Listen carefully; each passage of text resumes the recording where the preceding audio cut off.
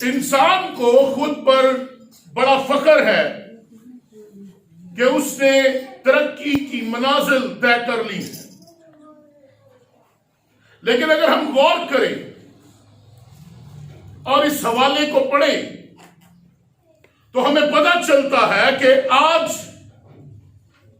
Technology की दुनिया में भी इंसान वही गुनाह करता है जो रोमियो में इंसान के मुतल्लिक बताया गया है। यानी 21वीं सदी में भी इंसान की गुनहगार फितरत तब्दील नहीं हुई। आज भी अगर हम किसी के घर चले जाएं तो लोग खुदा से ज्यादा इंटरनेट को वक्त देते हैं। लोग पैसे की और ऐशो इशरत के सामान की ज्यादा परस्तिश करते हैं। आज हमारा ज्यादा वक्त सोशल मीडिया पर सर्फ होता है, चाहे वो हमारी जाती इंजॉयमेंट है, चाहे वो हमारा कारोबारी मसला है, चाहे वो हमारा वक्त का ज़िया है। लेकिन आज इंटरनेट की पूजा हो रही है, आज रुपए पैसे की पूजा हो रही है, आज ऐशो इशरत के सामान की पूजा हो रही है। और अगर आप अपने गिरदो नवा पर गौर करें और देखें तो आज शराब की बोतल जिसकी कीमत करीबन 2000 रुपए है, आज वो हमारी जिंदगी से मुंसलिक है। लेकिन अगर हमें खुदा को 1000 रुपया देना पड़ जाए तो हमारे पेट में मरोड़ उठने लग पड़ते हैं। खुदा जो मेरा और आपका जिंदा खुदा है, जो मेरा और आपका जिंदगी का खालिक और मालिक है, जो मेरा और आपका बनाने वाला है, जो मेरा और आपका राज़िक है, जो मुझे और आपको हर रोज बड़ी फिक्रमंदी के साथ हमारी जरूरियात देता है, आज खुदा से ज्यादा शराब की बोतल की इज्जत की जाती है। खुदा की बाइबल में एक तारीख है और उसी तरह इंसान की भी गुनाह में गिरने की एक तारीख है। इब्तिदा में कलाम था, कलाम खुदा के साथ था और कलाम ही खुदा था। ये खुदा की तारीख है। वो अजल से है, वो अल्फा है, वो इब्तिदा है। और बाइबल बताती है जो अजल से है वो अबद तक रहेगा। वो जो अल्फा है वो ओमेगा भी है। वो जो इब्तिदा है उसकी कोई इंतहा नहीं। और बाइबल कहती है कि इंसान जिसे खुदा ने तख्लीक किया, जिसे खुदा ने मिट्टी से साना, जिसे खुदा ने अपना दम फूंक कर जीती जान किया, उसके दिन, उसकी उम्र गिनी जा चुकी है, मुकर्रर की जा चुकी है।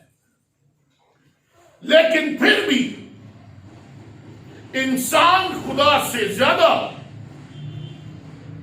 दूसरी चीजों को अजीज रखता है।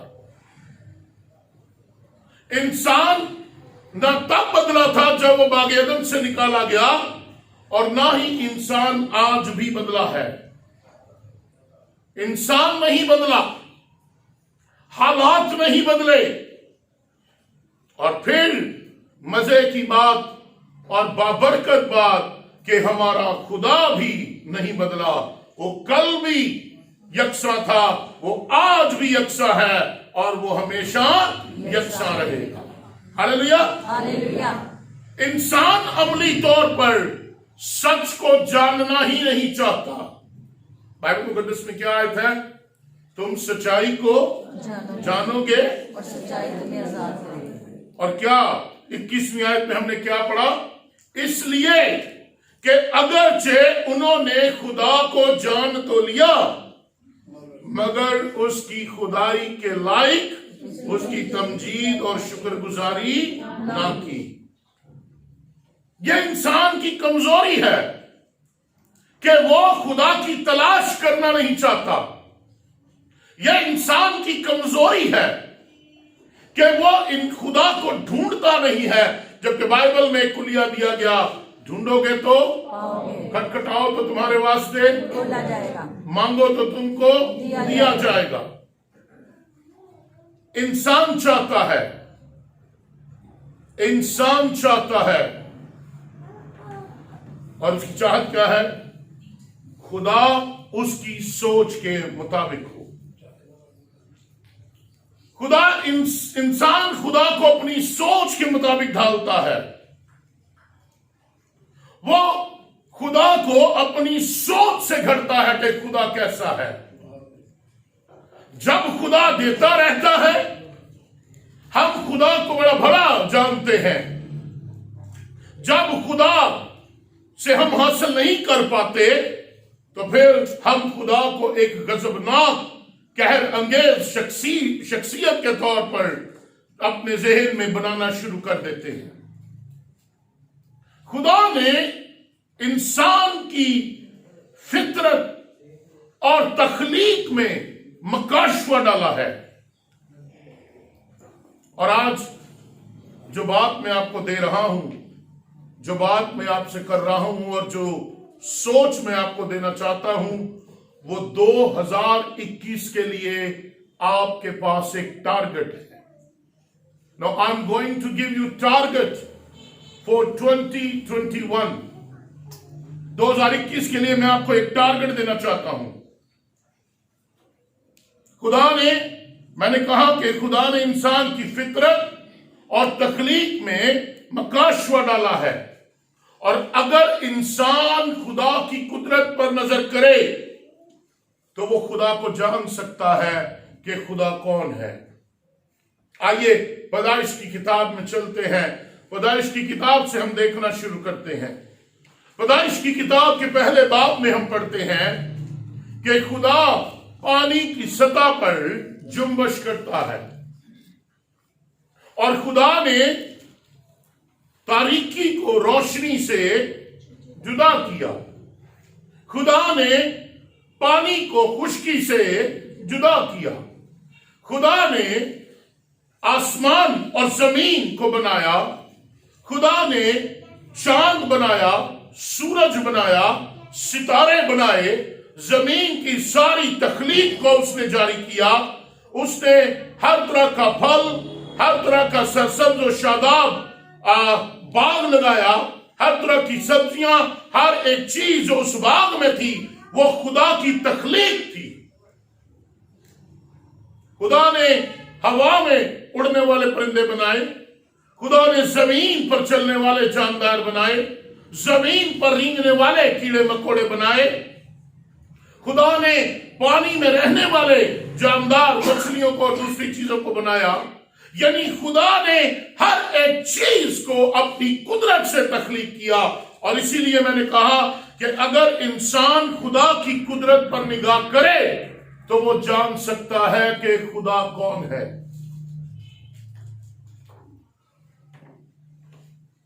और आज इंसान खुदा की कुदरत पर निगाह नहीं करता।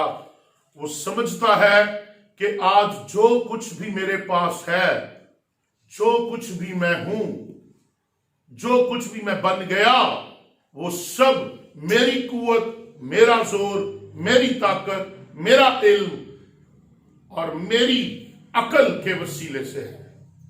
जबकि ऐसा नहीं है। बाइबल बताती है हर एक चीज का खालिक, हर एक चीज का मालिक मेरा और आपका जिंदा खुदा है। कहे आमीन। आमीन। इंसान दो रूहानी गुनाह करता है। पहला गुनाह, वो खुदा को उसका जलाल नहीं देता। क्या लिखा है 21वीं आयत में? इसलिए कि अगर उन्होंने खुदा को जान तो लिया, मगर उसकी खुदाई के लायक उसकी तमजीद यानी उसे जलाल नहीं दिया। पहला गुनाह, जिस कदर खुदा कादर मुतलिक है, जिस कदर खुदा कुदरत वाला है, जिस कदर खुदा जोरावर है, जिस कदर खुदा खालिक है, जिस कदर खुदा पाक है, जिस कदर खुदा हमारी जिंदगियों का मालिक है, जरूरी है हम उसकी खुदाई के लायक उसको जलाल दें। और आज हमारी कौम में, आज हमारे लोगों में सबसे बड़ी कमी इस बात की है कि हम खुदा को उसके लायक जलाल नहीं देते।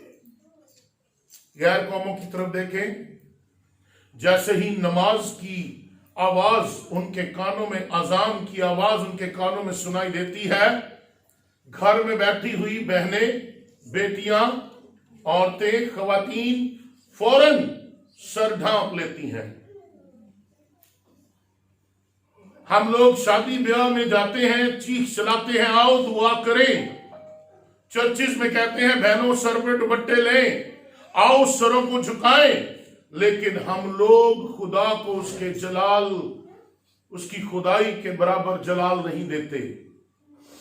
दुआ करनी हो तो बड़ी बेजारी में हम लोग बैठकर दुआ कर रहे होते हैं, जबकि हम खुदा के हुजूर जब भी जाएं, ये जाने कि हम किसी आम इंसान के सामने नहीं, बल्कि खुदावंदों के खुदा और बादशाहों के बादशाह के सामने झुके हैं। उसकी खुदाई के लायक हर एक बात को याद रखें, हर एक बात को।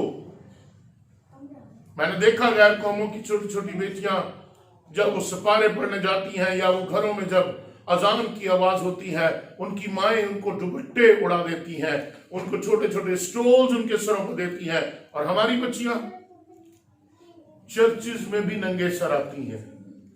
हम उनको बचपन से आदत नहीं देते, छोटी है। अगर आज छोटे बच्चों को हम खुदा को जलाल देना नहीं सिखाएंगे, कल बड़े होकर वो इस काबिल नहीं होंगे कि वो अपने खुदा को जलाल दे सके। पहला गुनाह, इंसान खुदा को खुदा की खुदाई के बराबर जलाल नहीं देता। दूसरा गुनाह, इंसान उसका शुक्र अदा नहीं करता, न शुक्रा। एवरी टाइम हालात अच्छे हों तो कभी कभार शुक्रगुजारी का ज़बीहा जुबान से निकल जाता है या चढ़ाया जाता है, लेकिन अगर हालात बुरे हों तो हम लोग हमेशा खुदा को कसूरवार ठहराते हैं, खुदा को हमेशा इल्जाम देते हैं, बुड़बुड़ाते हैं, कराहते हैं, खुदा के खिलाफ बोलते हैं। याद रखें, जिस घड़ी में आप जिंदा हैं, इस वक्त ये आपके लिए शुक्रगुजारी का लम्हा है, वरना अपने पड़ोस में, अपने इलाके में, अपनी गली में, अपने मोहल्ले में, अपने खानदान में देख ले, इस पूरे महीने या पिछले महीनों में कोई ना कोई आपसे जुदा हो गया और वो गोर की गोद में लेटा हुआ है। शुक्रगुजारी हर वक्त, हर लम्हा, हर घड़ी, हर जगह ये खुदा के लिए है। शुक्रगुजारी ना करना एक बड़ा गुनाह है, क्योंकि जो कुछ खुदा ने दिया है, जो कुछ हमारे पास है, जो कुछ आज हम हैं, उस सब के पीछे खुदा की खुदाई है। इंसान खुदा को नजरअंदाज करता है, इंसान खुदा के मुतल्लक कियास आराइयों से काम लेता है। और ऐसा नहीं कि इंसान सच को नहीं जानता, इंसान सच को जानता है, मगर जानते बूझते हुए झूठ पर तकिया करता है। और यही चीज है, सुन ले, मेंटली टेंस रहने वाले लोग, ब्लड प्रेशर के मरीज, सुन ले, जिनके सर में हर वक्त दर्द रहती है, सुन ले, जिनका सर बोझल रहता है, चेहरे पे उदासी रहती है, दिल में गम रहता है, वो ये सुन ले कि जब आप सच को जानते हुए झूठ पर तकिया करते हैं तो बाइबल बताती है ये चीज आपको पागल कर देती है। यू आर गोना मैड, आप पागल हो जाते हैं, पागल, क्योंकि आप चीजों को सोचते और समझने की जो सलाहियत है उसे खो देते हैं। क्यों? क्योंकि जिस खुदा को आपने नजरअंदाज किया वो सच है,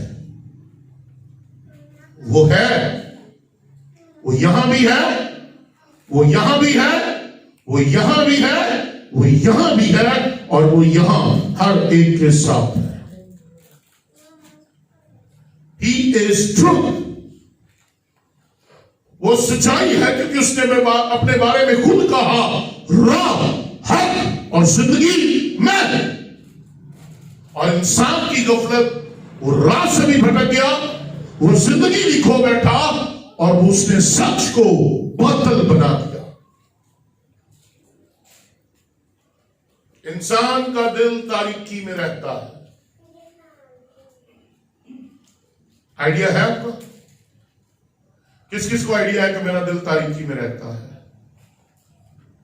जब आप अंदर से उदास हो, जब आप अंदर से गमगीन हो, जब आप अंदर से टूट फूट का शिकार हो, जब आपके अंदर खुशी नाम की कोई चीज नहीं, जब आपके अंदर शादमानी नहीं, आपके चेहरे पर अफसुर्दगी है, आपका दिल तारीक है।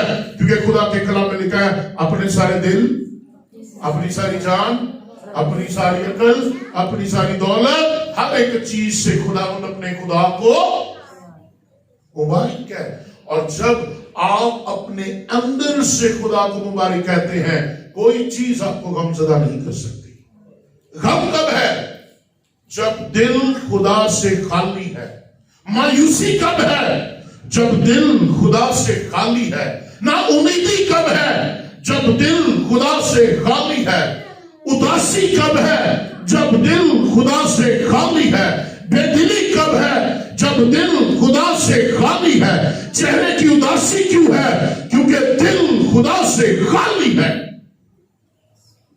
और जब दिल खुदा से खाली हो जाए तो फिर दिल के आर्जे लग जाती है। क्योंकि गीत नवीस कहता है, दिल में ले ले मेरा प्यारे यीशु जिसको तूने क्यों बनाया है, इसमें तू अपना घर बना ले जिसके लिए ये बनाया है। ये दिल दर्द के लिए नहीं है, ये दिल तकलीफ उठाने के लिए नहीं है, ये दिल अजियत में अपनी जिंदगी बसर करने के लिए नहीं है, ये दिल उदास रहने के लिए नहीं है, बल्कि ये दिल इसलिए बना कि खुदा खुद इसमें सुकूनत करे। हालेलुया। इंसान का दिल तारीकी में रहता है। और याद रखें, आपका दिल फैसला करता है कि अच्छाई और बुराई में से आप किसको चुनेंगे। चल जाने दिल नहीं कर रहा, और जब दिल नहीं करेगा इसका मतलब है दिल खुदा से खाली है। और जब दिल खुदा से खाली हो तो फिर क्या होता है? पंजाब कार्डियोलॉजी वालों की ईद होती है। ऐसा ही है। फिर मरीज पर मरीज, दिल के आर्जे के मरीज, किसी के वॉल बंद, किसी को हार्ट अटैक, और परसों हम एक फेलोशिप में थे, वहां पे हमें पता चला एक पादरी साहब है, उनका दिल जो है वो ऊपर वाली साइड से भी दिल फट गया और पिछली साइड से भी दिल फट गया, और उनके लिए दुआ ये दरखास्त आई थी कि हम उनके लिए दुआ करें। जब आप अपने दिल में किसी और को बसा लेते हैं तो फिर आपकी हालत ये होती है कि आप अच्छाई और बुराई को चुनने में कमजोर हो जाते हैं, नाकाम हो जाते हैं। जब आप खुदा से मुड़ जाते हैं तो आप कश्मकश का शिकार हो जाते हैं। अब मैं क्या करूं? आप फैसला नहीं कर पाते अपनी जिंदगी का, आप फैसला नहीं कर पाते अपने मुस्तकबिल का, आप फैसला नहीं कर पाते अपनी खिदमत का, आप फैसला नहीं कर पाते अपने खानदान के फ्यूचर का, आप फैसला नहीं कर पाते अपने कारोबारी मामलात का, आप फैसला नहीं कर पाते अपनी तालीमी मामलात का। क्यों? क्योंकि आप खुदा से मुड़ चुके हैं जो आपको हिकमत देता है, और आप कश्मकश में हैं कि मैं अच्छा या बुरा कौन सा फैसला लूं। क्या होता है? इसका नतीजा क्या निकलता है? इसका नतीजा यह निकलता है कि फिर आप खुद साख्ता अपनी सलाहियतों के मुताबिक खुदा से अलग होकर अपनी जिंदगी बसर करते हैं। आप खुद साख्ता खुदा से अलग होकर अपनी सलाहियतों के मुताबिक अपनी खिदमत करते हैं, क्योंकि आपके पास वो समझ नहीं रही, आपके पास वो हिकमत नहीं रही जिससे आप अच्छे और बुरे का चुनाव कर सके। आप अपने तजर्बों की बुनियाद पर अपनी जिंदगी बसर करते हैं। हाँ, पिछली बार भी इंज कीता सी, हम भी कर लाते। और क्या होता है? आपके तजर्बों की वजह से और लोग उन तजर्बों की भेंट चढ़ जाते हैं। आप तो बर्बाद होते हैं, आप दूसरों को भी बर्बाद कर देते हैं। आप तो परेशान होते हैं, आपकी वजह से दूसरे भी परेशान होना शुरू हो जाते हैं।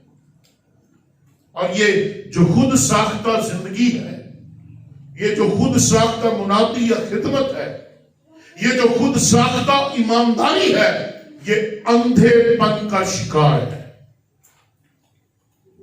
इसका मतलब ये हुआ आप रूहानी तौर पर अंधे हो चुके हैं।